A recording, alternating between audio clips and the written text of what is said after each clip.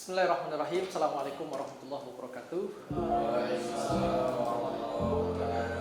Alhamdulillahirabbil alamin wassalatu wassalamu ala nabiyina Muhammadin wa ala alihi wa ashabihi ajmain. Amma ba'd. Allahumma rabbi shrah li sadri wa yassir li amri wahlul 'uqdatam min lisani yafqahu qawli. Bagaimana kabar semuanya? Sehat? Alhamdulillah sehat ya. Semangat untuk pertemuan kita hari ini. Semangat semua ya. Ya, luar biasa.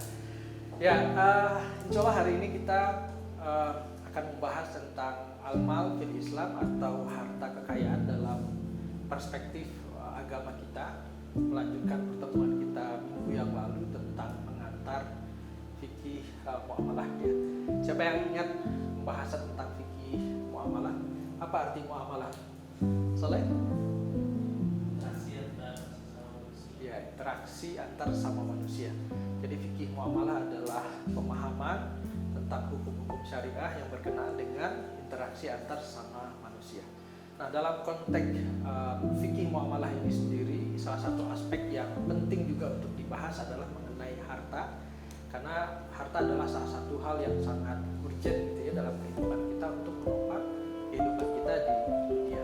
Siapa yang tahu kata harta dalam bahasa Arab? Mustafa? Al-mal ya. Al-mal. Nah, al-mal di dalam agama kita atau harta kekayaan dalam agama kita tentu kemudian sekali lagi memiliki makna yang sangat penting gitu ya. Nah, dalam konteks ini insya Allah pertemuan kita yang kedua ini kita akan mencoba menggali lebih jauh apa konsep atau definisi harta dalam Islam, bagaimana fungsinya, bagaimana pembahagiannya, dan kira-kira apa kaitannya dengan pembelajaran kita berikutnya mengenai mata kuliah fikih muamalah ini. Nah, dalam hal ini pada pertemuan siang hari ini saya menyiapkan satu video pendek ya, yang merangkum materi-materi atau kisi-kisi penting dalam pembahasan al-mal fil Islam. Silakan nanti kalian semua melihat, menonton videonya dan catat ya poin-poin pentingnya untuk kemudian kita jadikan sebagai bahan pembelajaran lebih dalam lagi gitu ya, sehingga kemudian target pembelajaran yang saya sampaikan tadi dapat kita penuhi. Berikut videonya.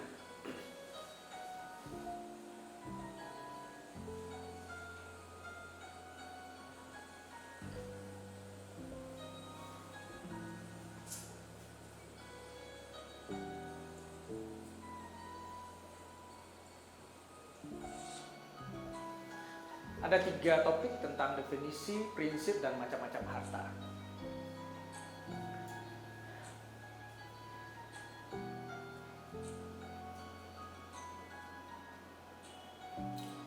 Nah, ini tentang definisi terlebih dahulu ya. Ada secara etimologi tadi yang sudah ditayangkan ya. Kemudian berikutnya ada secara terminologi ya.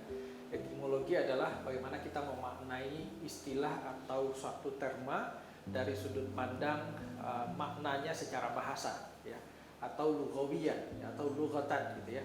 Kalau tadi disampaikan ya al-mal ya, sebagaimana yang disampaikan oleh Mustafa tadi adalah kata atau arti dari harta kekayaan dalam bahasa Arab yang mana maknanya sesuatu hal yang memiliki daya tarik gitu ya, satu hal yang kemudian kita cenderung untuk memilikinya. Adapun secara terminologi ada perbedaan di kalangan ulama-ulama mazhab fikih gitu ya, di mana mazhab Hanafi menyampaikan harta adalah segala yang diminati oleh manusia dan dapat dihadirkan ketika diperlukan. Dihadirkan dalam arti ya kita dapat membuktikan atau menunjukkan gitu ya mana harta yang kita miliki, sehingga kemudian apakah digunakan untuk alat tukar misalnya dengan harta yang lain, untuk membayar hutang misalnya, atau kemudian kita jual dan sebagainya. Kemudian segala sesuatu yang dapat dimiliki, disimpan dan dapat dimanfaatkan. Ini menurut perspektif mazhab Hanafi. Adapun berikutnya adalah 3 mazhab yang lain gitu ya, atau jumhur mazhab fikih.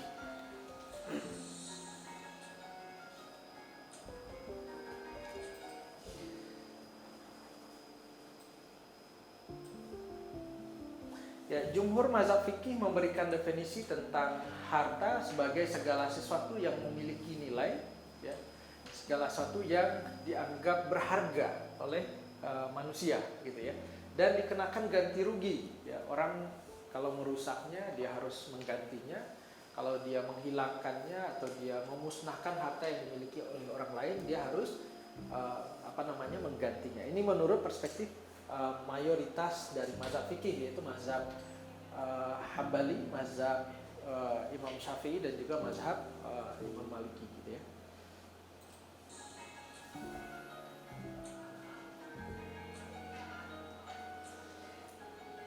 Nah, kita coba membandingkannya dengan perspektif ekonomi. Ya, jadi tidak hanya dari satu sudut pandang, yaitu sudut pandang syariah atau fikih, gitu ya. Kalau dari sudut pandang ekonomi, harta itu ya sesuatu yang dimiliki oleh seseorang, ya, ataupun oleh suatu badan, kemudian dia memiliki nilai, dapat digunakan untuk membayar utang, ya, atau menunaikan kewajiban, atau kemudian untuk dapat diwariskan atau legacies.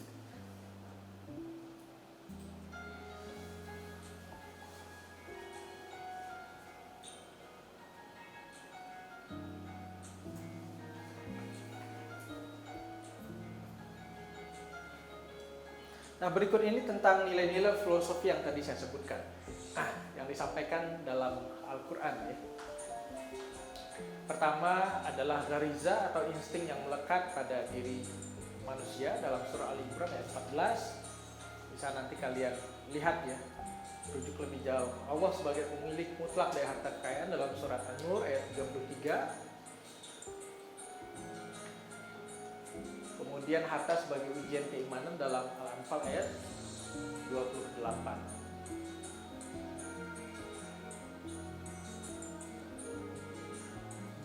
Dan yang terakhir, harta kekayaan itu sejatinya sebagai bekal untuk kita beribadah. Berikutnya, poin kedua dalam pembahasan kita adalah tentang pembagian harta dalam perspektif fikih muamalah.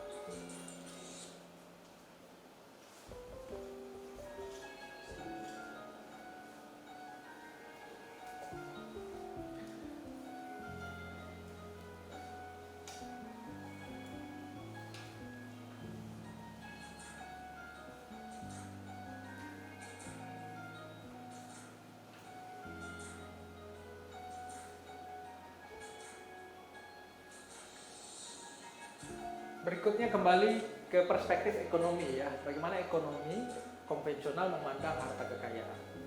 Ya, dibagi menjadi harta yang bebas atau barang yang bebas dan barang ekonomi, gitu ya.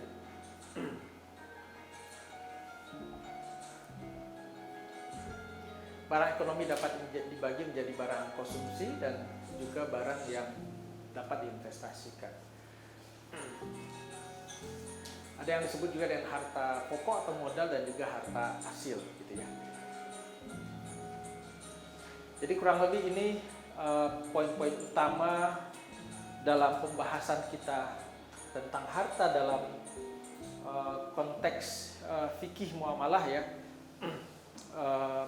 Memiliki kemiripan makna, ya, baik di kalangan mazhab fikih yang ada dalam Islam sendiri, meskipun terdapat perbedaan, ya, terutama mazhab Hanafi, beliau memasukkan segala sesuatu yang dapat dimanfaatkan, gitu ya, meskipun secara kasat mata tidak tampak, tapi itu dinilai sebagai harta. Nah, ada konsekuensinya kalau mengikuti definisi menurut perspektif mazhab Hanafi, ya, seperti hak kekayaan intelektual, ya, copyright seorang penulis, dia tidak kasat mata tapi ada manfaatnya, itu dapat dikategorikan sebagai harta.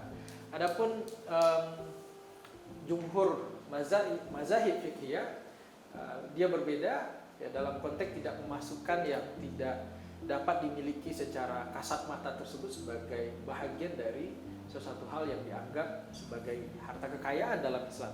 Tapi tentu kemudian pandangan-pandangan fikih ini mengalami perubahan dari waktu ke waktu, gitu ya.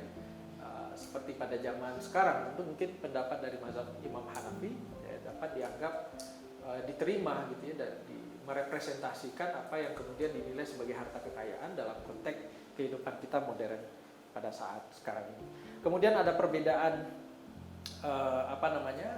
dengan perspektif ekonomi konvensional mendefinisikan harta kekayaan itu, baik juga ketika membagi macam-macamnya gitu ya. Baik rekan-rekan yang berbahagia,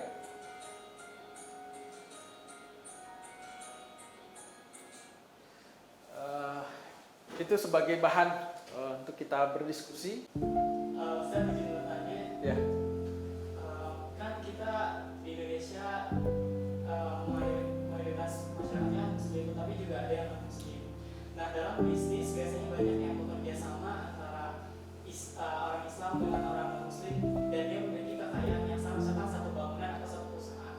Nah, dalam konteks seperti itu, bagaimana tanggapan atau bagaimana hukum dalam Islam? Baik, terima kasih banyak nih Arif. Sangat pas sekali ya dengan salah satu nilai utama dalam syariah kita tentang al-wasatiyah ya, tentang moderasi dalam beragama. Tentu dalam konteks bermuamalah kita tidak hanya membatasi diri berinteraksi dengan secara eksklusif dengan sesama muslim gitu ya. Sebagaimana juga dicontohkan oleh Nabi kita Rasulullah pada zaman dahulu, beliau juga berbisnis, beliau juga bermuamalah dengan non muslim, baik dari kalangan Nasrani ataupun Yahudi ataupun musyrik gitu ya. Nah, dalam konteks kehidupan kita di Indonesia tentu hal itu juga sangat relevan untuk dipraktekkan. Apakah boleh memiliki harta bersama-sama dengan pihak non-muslim, atau non-muslim boleh tidak misalnya join dalam perusahaan gitu ya sebagai pemegang saham, meskipun perusahaan itu menggunakan label syariah gitu ya, seperti mungkin lembaga keuangan syariah gitu ya. Nah, dalam hal ini agama kita memiliki salah satu prinsip yang sangat relevan dengan tadi yang kita sebut dengan moderasi beragama, yaitu al-aslu fil muamalah al-ibahah.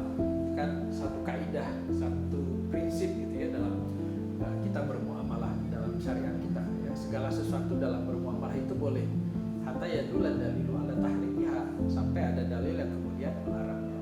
Jadi kita boleh berinteraksi dengan non-muslim sekalipun ya, selama tidak menyentuh wilayah-wilayah yang diharapkan dalam syariah kita ya. Misalnya kalau harta itu ternyata harta yang tidak boleh digunakan, dimakan ya, tentu kemudian itu tidak boleh ya. Tapi selama masih dalam ruang yang diperbolehkan secara syariah ya, memegang saham gitu ya, ataupun punya rumah, banyak juga di negara kita ya, dalam satu keluarga seseorang muslim yang lain non muslim ketika mendapatkan warisan tentu sudah konteksnya menjadi pemilik warisan secara bersama gitu ya.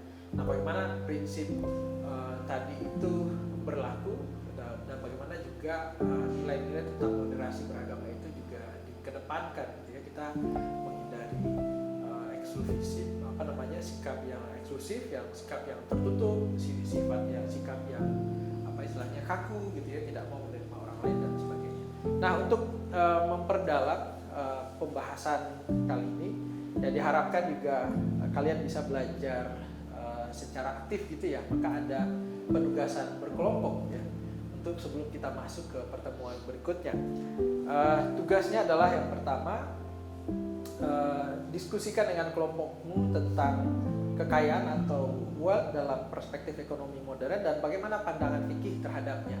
Nah, tentu kebalikan gitu ya. Kalau tadi kita dari sudut pandang syariah, meskipun ada juga sudut pandang ekonomi gitu ya. Ini dari sudut pandang, kita ingin memperdalam dari sudut pandang ekonominya ya. Kalau dalam pandangan makhluk ekonomi atau masyarakat ekonomi secara global, apa saja yang kemudian dianggap sebagai harta? Apakah prinsip-prinsip syariah itu adalah suatu elemen juga yang menjadi tolok ukur gitu ya dalam konteks ekonomi konvensional untuk menyatakan suatu itu adalah harta atau tidak. Kemudian yang kedua, apa perbedaan dan persamaan dalam perspektif ekonomi konvensional dan fikih muamalah berkenaan dengan harta kekayaan tadi. Tugas ini dibahas secara berkelompok, kemudian disiapkan di rumah ya, atau di mana saja sesuai kesepakatan kalian, dan presentasikan untuk dinilai pada pertemuan kita minggu depannya. Itu saja pertemuan kita hari ini. Terima kasih banyak. Kita cukupkan dengan sama-sama baca hamdalah. Alhamdulillahirabbil alamin. Assalamualaikum warahmatullahi wabarakatuh. Waalaikumsalam.